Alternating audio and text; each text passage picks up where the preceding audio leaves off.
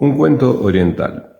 Amir era el califa de la ciudad de Damasco y tenía un hermoso caballo al que cuidaba y quería muchísimo.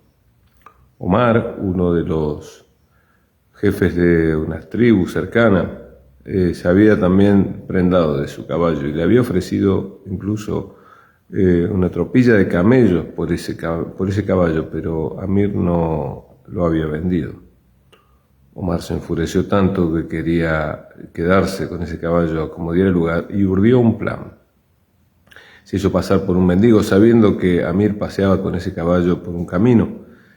Se hizo pasar por un mendigo, se quedó tirado al borde del camino y como Amir era un hombre de buen corazón, al ver a este mendigo tirado, se acercó y lo puso sobre su montura. El falso mendigo le dijo: estoy tan mal que no tengo fuerza ni para caminar. Lo puso en su montura cuando el falso mendigo estuvo seguro en la montura de Amir. Se recuperó, se puso sobre el caballo, puso las espuelas y se fue con el caballo.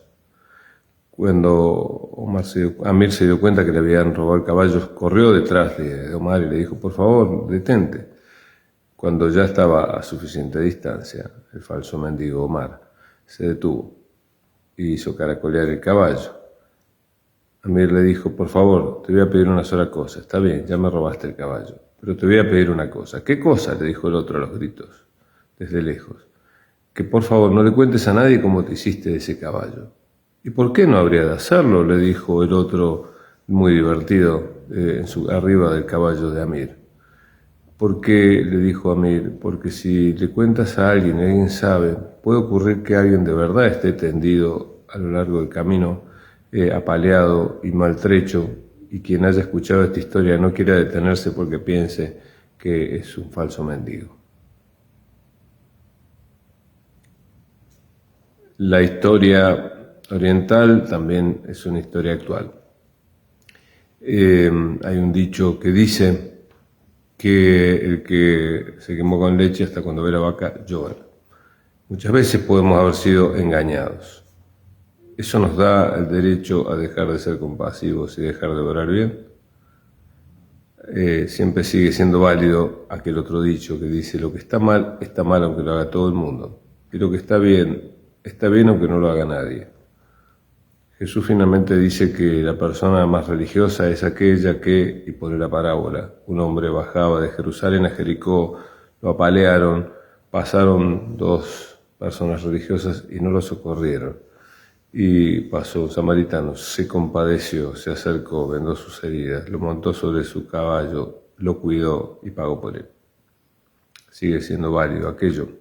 No nos autoriza a vivir como desengañados y a vivir cínicamente, porque otros hacen no hacer lo que de verdad creemos de conciencia en el corazón. Finalmente así es como se construye pequeñamente el reino de Dios día a día, con personas bondadosas que actúan de acuerdo a su buen corazón y no se sienten autorizados a desentenderse de su prójimo porque algunas veces hayan sido engañados y hayan sufrido el desengaño. Decía el padre el alemán, le decía el padre Longuet y el padre el alemán le decían: mira, hijo, dice, ya llevas algunos años en la vida religiosa y habrás experimentado el desencanto.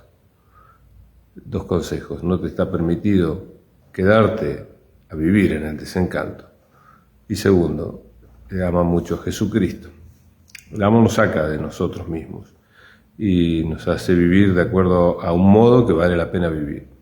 Los desengañados viven sembrando desengaño y justificando su no compromiso porque otros han obrado mal.